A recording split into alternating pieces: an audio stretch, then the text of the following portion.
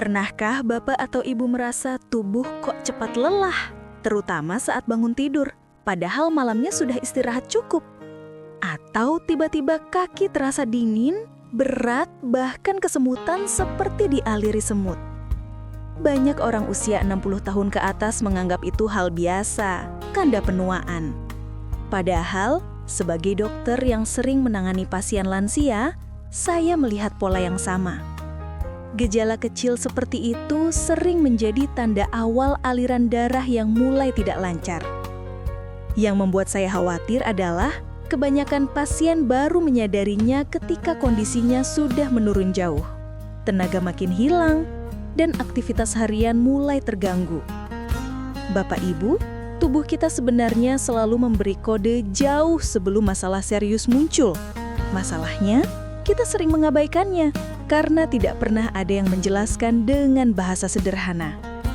Nah, di video ini saya ingin mengajak Bapak Ibu memahami satu hal penting yang jarang dibahas dokter.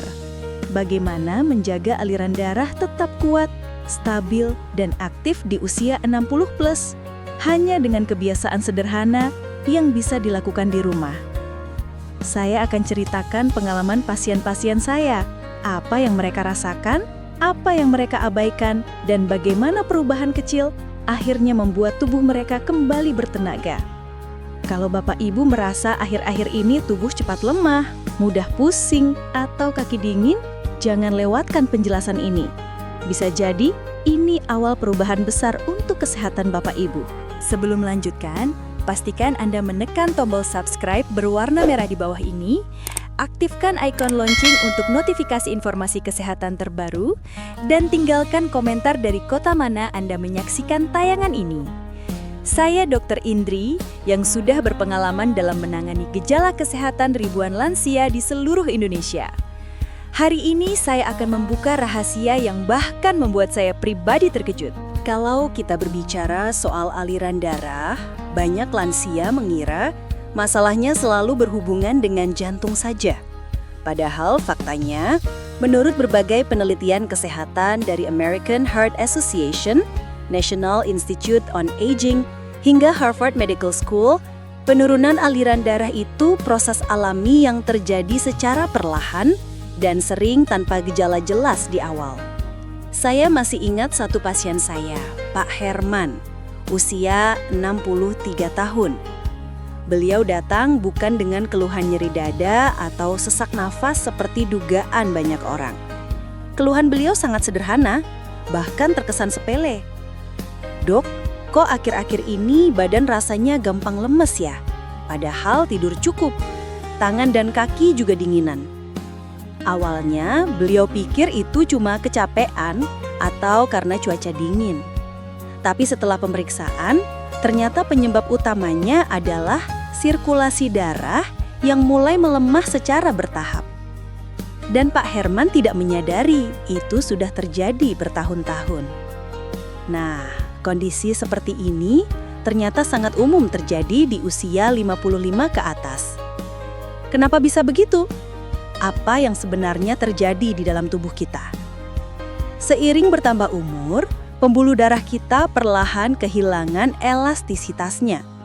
Dulu mereka lentur seperti karet gelang baru.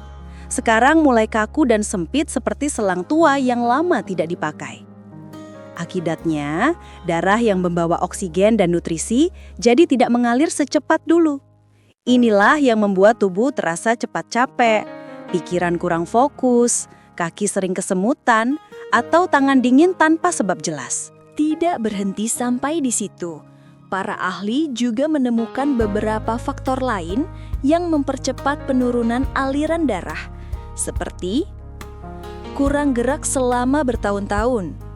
Duduk terlalu lama membuat otot-otot besar, terutama di kaki, tidak memompa darah dengan optimal.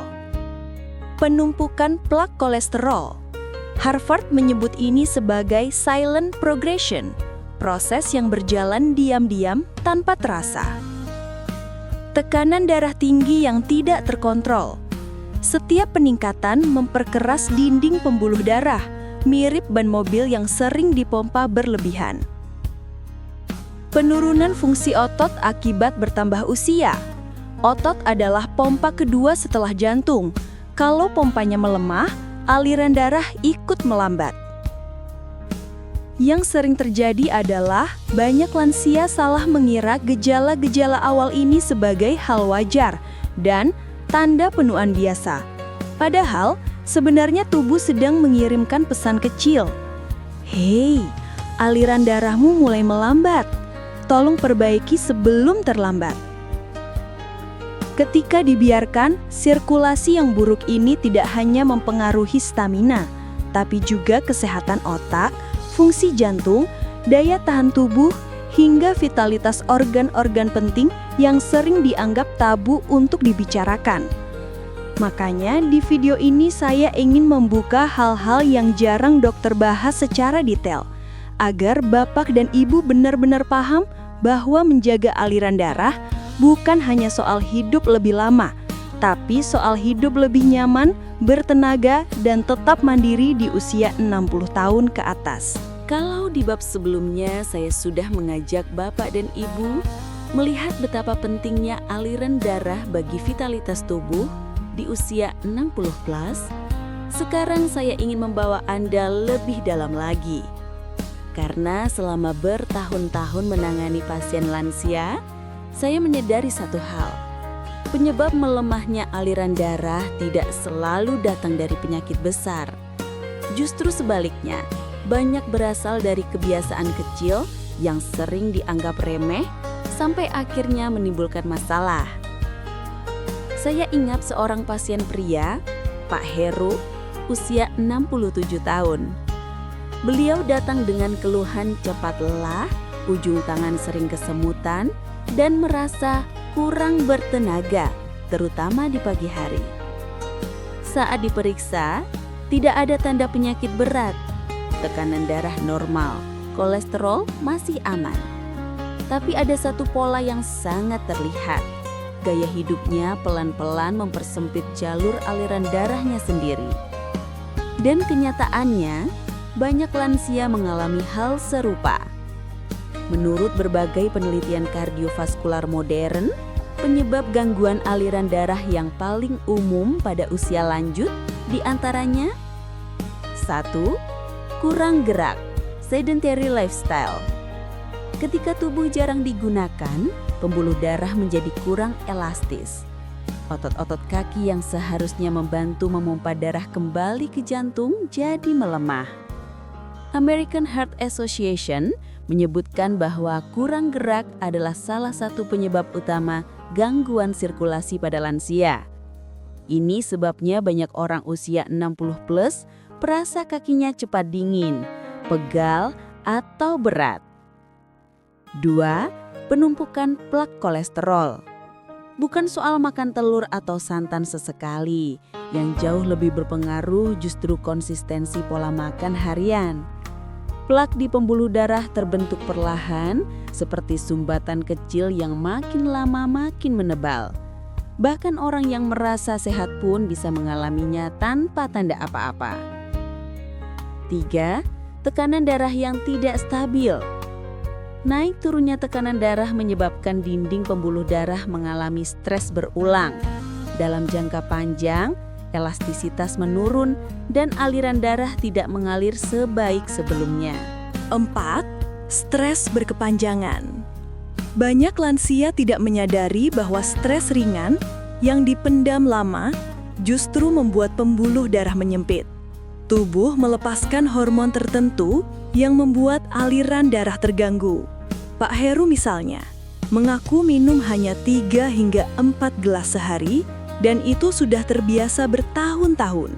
Masalahnya, semua penyebab itu muncul perlahan. Tidak ada rasa sakit yang membuat kita waspada. Karena itulah, banyak orang usia 60+ baru sadar saat sudah muncul gejala lebih berat.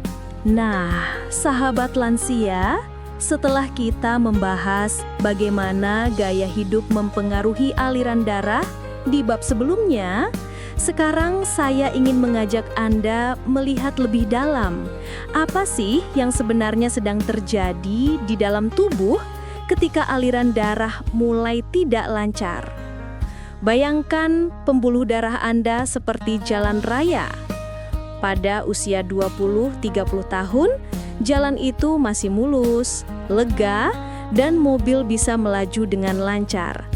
Tapi seiring bertambahnya usia, jalan perlahan mulai retak, menyempit, dan kadang ada macet karena penumpukan plak kolesterol. Inilah yang diam-diam banyak terjadi pada pria usia 60 tahun ke atas. Saya pernah menangani seorang pasien bernama Pak Surya, umur 67 tahun. Beliau datang dengan keluhan cepat lelah, kaki sering dingin, dan sesekali merasa seperti kehilangan tenaga di area vital. Padahal sebelumnya, beliau rutin berjalan pagi.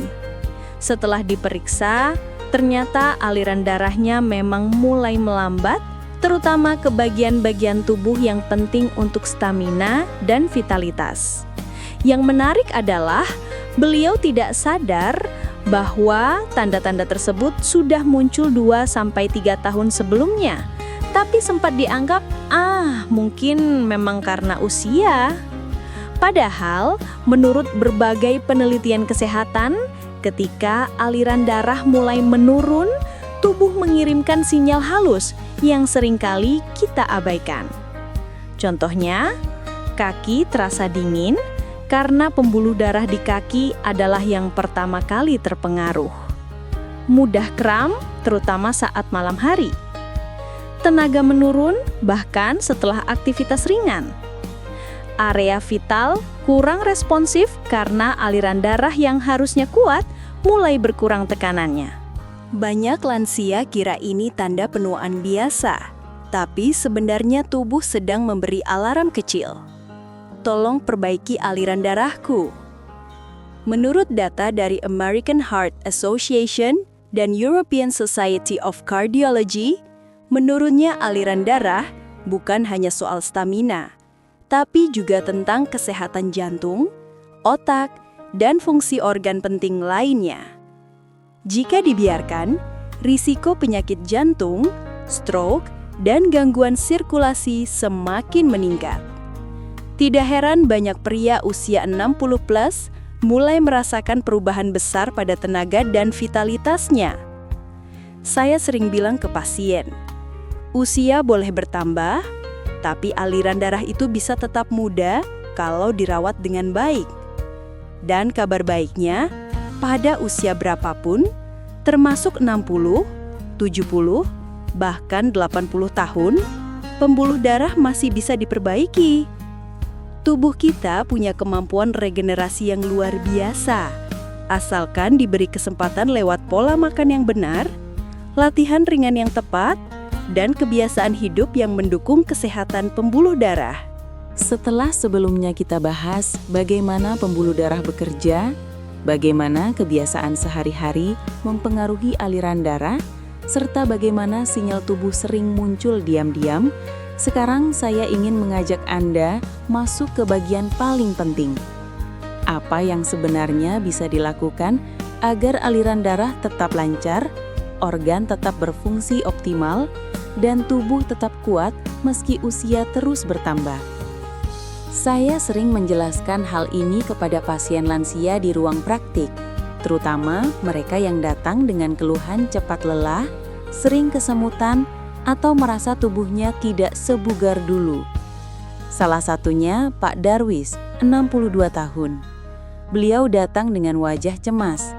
Katanya, "Dok, kok iya akhir-akhir ini saya merasa cepat ngos-ngosan, padahal cuma naik beberapa anak tangga? Apa ini wajar karena usia?" Jawaban saya waktu itu adalah jawaban yang sama yang ingin saya sampaikan kepada Anda. Usia memang berubah, tapi aliran darah itu bisa tetap optimal kalau dirawat dengan benar. Dan yang sering membuat pasien terkejut adalah perawatannya tidak harus mahal, tidak harus rumit, dan tidak harus minum banyak obat.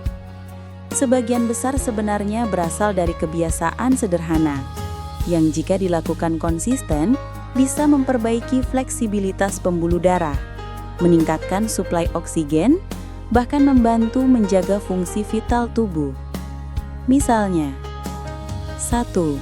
Latihan ringan 10 hingga 15 menit per hari. Berdasarkan berbagai rekomendasi kesehatan dunia, termasuk American Heart Association dan WHO, olahraga ringan seperti jalan kaki, peregangan, latihan pernafasan, atau gerakan untuk mengaktifkan otot panggul mampu meningkatkan aliran darah secara signifikan dalam waktu yang relatif cepat. Pada banyak lansia, latihan ini bukan hanya memperbaiki stamina, tetapi juga memperbaiki oksigenasi ke seluruh tubuh, termasuk area sensitif yang sering ikut melemah seiring usia. Pak Darwis pun mulai mencoba. Jadwalnya sederhana. Pagi, 5 menit jalan ringan. Siang, 3 menit peregangan. Sore, 5 menit latihan pernafasan teratur. 1 bulan kemudian, beliau datang dengan wajah cerah. "Dok, badan saya enteng sekali. Yang dulu suka nyut-nyutan di kaki, sekarang sudah jauh berkurang." 2. Pola makan yang bantu pembuluh darah tetap elastis. Beberapa makanan seperti alpukat, ikan berlemak, kacang-kacangan, sayuran hijau, buah beri, dikenal mengandung zat yang mendukung kesehatan jantung dan pembuluh darah, termasuk antioksidan dan asam lemak sehat. Yang sering saya tekankan pada pasien adalah diet yang baik bukan yang menyiksa, tapi yang membuat tubuh bekerja lebih efisien. 3. Tidur cukup dan manajemen stres. Anda mungkin tidak menyangka betapa besar pengaruh stres terhadap aliran darah. Studi-studi menunjukkan bahwa stres meningkatkan hormon tertentu yang membuat pembuluh darah menyempit. Itu sebabnya lansia yang kurang tidur atau terlalu banyak pikiran sering mengeluhkan tubuh berat atau keringatan dingin. Teknik pernapasan, aktivitas ringan sebelum tidur, dan menghindari kopi malam hari bisa menjadi bantuan besar. 4. Hindari kebiasaan yang membuat darah mengalir lambat, termasuk duduk terlalu lama, merokok, kurang minum, sering menahan kencing, makan terlalu banyak garam. Kebiasaan ini tampak sederhana, tetapi efeknya sangat besar pada elastisitas dan tekanan pembuluh darah, terutama di usia lanjut. Dan poin paling penting yang selalu saya tegaskan adalah tubuh lansia bisa tetap kuat dan tangguh asalkan aliran darahnya dijaga. Tak perlu menunggu sakit, tak perlu menunggu gejala makin parah. Karena kesehatan pembuluh darah bukan hanya tentang panjang umur, tetapi tentang kualitas hidup, agar tetap aktif, tetap mandiri, dan tetap menikmati kehidupan dengan nyaman.